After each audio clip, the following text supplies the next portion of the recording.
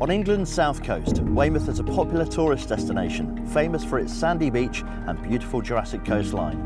But if you take a closer look, you'll find some fantastic heritage attractions, some of which play a significant role in telling the story of Britain's history. Like here, at Jordan Hill. So if you've ever walked this stretch of the coastline overlooking Weymouth Bay, have you actually noticed that this is here?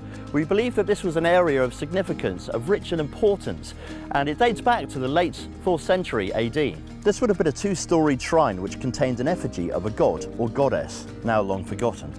But of course, if you want to find out more about Weymouth's heritage, a good place to start is the town's museum, which can be found at the site of the old Devonish brewery, Brewer's Quay. Visitors enjoy the Civil War story, and especially of the rivalry between Weymouth and Melcombe Regis. I love history. Coming here, you see that Weymouth was principally a huge part of Britain's defence system. A lot of people don't realise that the Black Death started here in Weymouth. In the 17th century, what we now know as Weymouth was originally two small towns, Weymouth and Melcombe Regis. The port played a significant part in the First English Civil War, where the Battle of Weymouth took place. Buildings that were here then, like the old town hall, are still here today and help tell part of that story. It's based on 3 Tudor houses.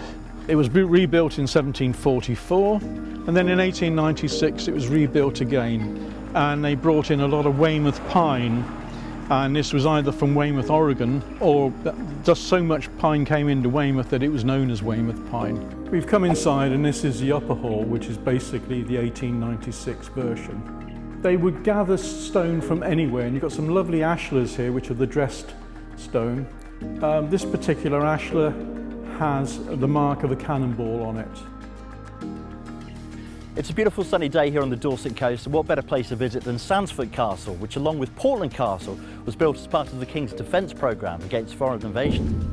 Completed in 1541, it cost just £3,887 to build, with reused materials from Bindon Abbey. Although it is presently closed for structural reinforcement, we encourage you to still come and visit to enjoy the views and gardens. Just along the harbour from the old town hall and around the corner from Weymouth Museum is Tudor House. Weymouth has a long Georgian history about which people know a lot, but fewer people around know much about the Tudors. There's been an ongoing debate for years over whether it was originally built as one house or as two, as it was at the end of the 19th century. I'm actually finding more and more evidence is actually just part of a much larger building. We have a Tudor rope bed. It's where the saying, "good night, sleep tight," comes from, because you wouldn't have a good night's sleep unless you were sleeping on tight ropes.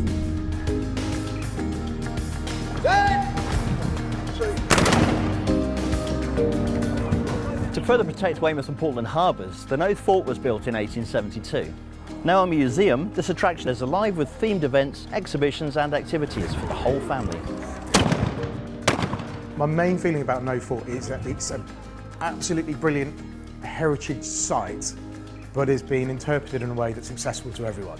Because we know full well that people who come here, they go to the beach and then they want to be entertained. So this is historic entertainment, and that's how we present it. I think the way that particularly Weymouth have gone about making their history available and also so digestible and interesting for children is marvellous. I think the community aspect of history and heritage is looking at where we've all come from. It's our story. You'll always find something you connect to. Everything you're interested in life has a history.